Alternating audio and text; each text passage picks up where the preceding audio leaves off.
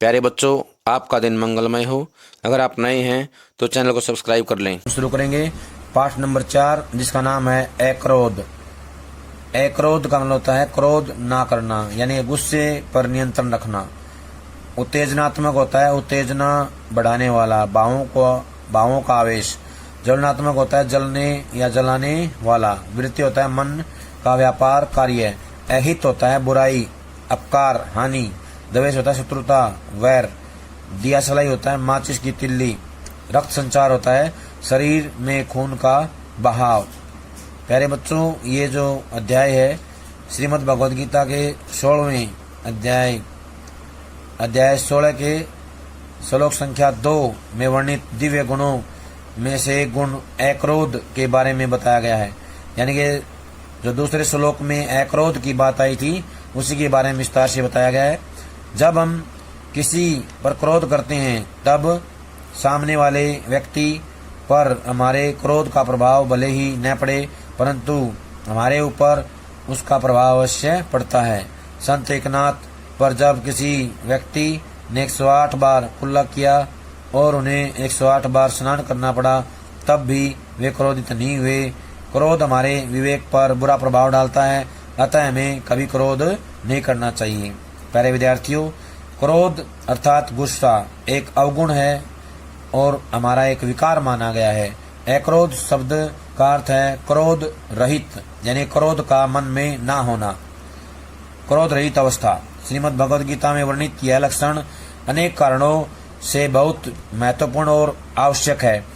क्रोध एक ऐसी वृत्ति है जो अत्यंत उत्तेजनात्मक और ज्वलनात्मक है। जिसके लिए क्रोध किया जाता है उसका अहित या नुकसान बाद में होता है।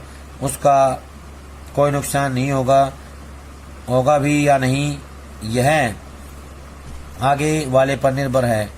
हो सकता है कि जिस व्यक्ति पर आप क्रोध कर रहे हो वह आपकी बात अथवा क्रोध का प्रभाव अपने ऊपर होने ही न दे, वह आपके क्रोध को भी सकारात्मक भाव से ले, लेकिन यह सत्य है कि क्रोध करने वाले पर तो तत्काल ही उसका सीधा असर देखने को मिलता है या देखा जाता है।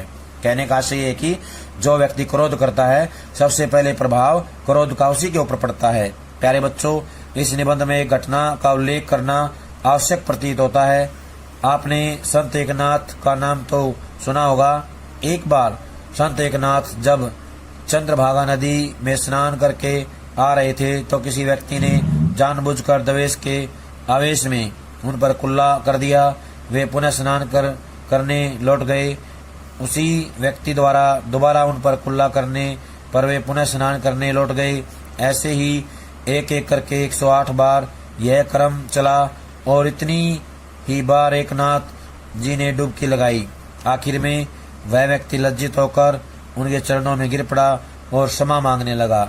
लेकिन एकनाथ ने सहज मुस्कान के साथ जवाब दिया, भाई, मुझे तो प्रसन्नता हो रही है कि आपके कारण मुझे 108 बार पावन स्नान का सुअवसर मिल गया।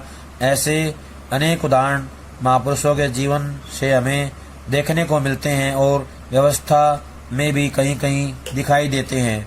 अतः हमें कभी किसी पर क्रोध नहीं करना चाहिए। प्रियवत्स, सार की बात यह है कि हमारा क्रोध दूसरे पर प्रभाव डाले यह निश्चित नहीं है, लेकिन जिस प्रकार दियासलाई जब मोमबत्ती या दीपक आदि जलाने के लिए आगे बढ़ती है तो पहले स्वयं को जलाती है।